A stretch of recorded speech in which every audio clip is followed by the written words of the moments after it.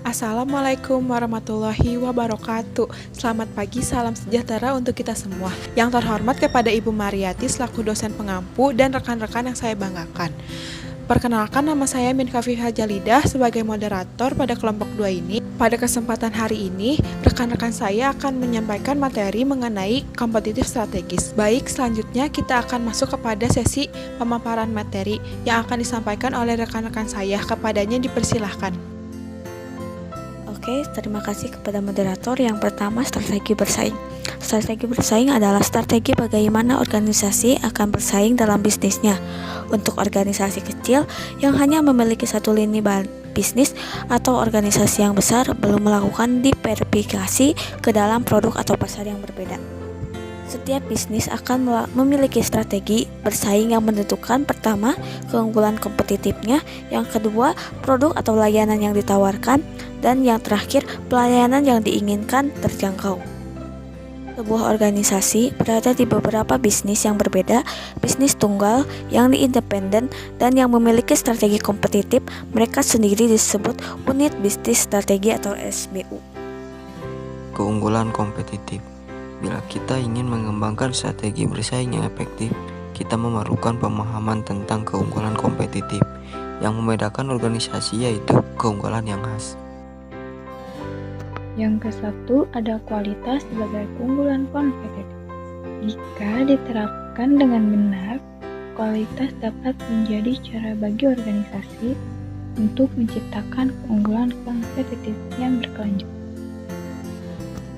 Selanjutnya, desain berpikir sebagai keunggulan kompetitif. Di dunia saat ini, konsumen dapat menemukan apa saja yang mereka inginkan secara online. Dan konsumen tersebut juga mengharapkan lebih banyak variasi pilihan dan layanan lebih cepat saat memesan secara online dari sebelumnya. Satu perusahaan yang mengenali peluang dan tantangan dari hal ini adalah Kiva System. Kiva membuat robot otonom yang digunakan dalam sistem otonom, yang fleksibel dan penting untuk upaya strategis e-commerce perusahaan. Dengan melakukan ini secara efisien, robot perusahaan dapat mengumpulkan barang dalam beberapa menit setelah pesanan dan mengirimkannya ke tukang jemput gudang, yang kemudian dapat mengirim hingga 4 kali lebih banyak paket dalam 1 jam. Kiva juga telah mengajarkan robotnya untuk memindahkan kotak kardus ke pemadat sampah dan membantu membungkus kado. Perusahaan yang memahami kekuatan pemikiran desain didefinisikan sebagai pendekatan masalah manajemen dengan cara desainer mendekati masalah desain. Menggunakan pemikiran desain berarti berpikir dengan cara yang tidak biasa tentang apa bisnis itu dan bagaimana bisnis melakukan apa yang harus dilakukan dalam bisnis. Semua siapa sangka bisa mengajari robot untuk membantu membungkus kado, sehingga pemenuhan gudang e-commerce bisa dibuat lebih efisien. Namun, sama pentingnya dengan pemikiran desain untuk desain produk yang luar biasa.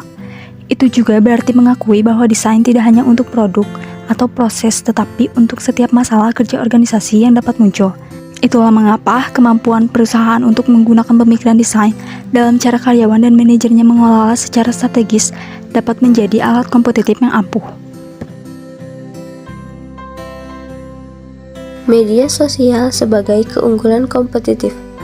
Yang pertama, membantu orang di dalam dan di luar organisasi terhubung. Karena luasnya jangkauan media sosial yang bisa diakses oleh siapa saja, memberikan peluang usaha Anda dilirik oleh bisnis lain.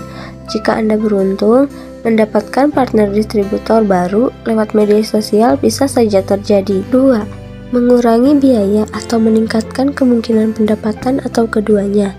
Saat manajer melihat cara menggunakan media sosial secara strategis, penting untuk memiliki tujuan dan rencana. Melalui media sosial, konsumen dapat memvalidasi bisnis Anda. Hubungan secara langsung yang Anda bangun kepada pelanggan haruslah menguntungkan bagi kedua belah pihak. Ini artinya, mereka harus mendapatkan pelayanan terbaik, dan Anda pun akan mendapatkan keuntungan yang sesuai.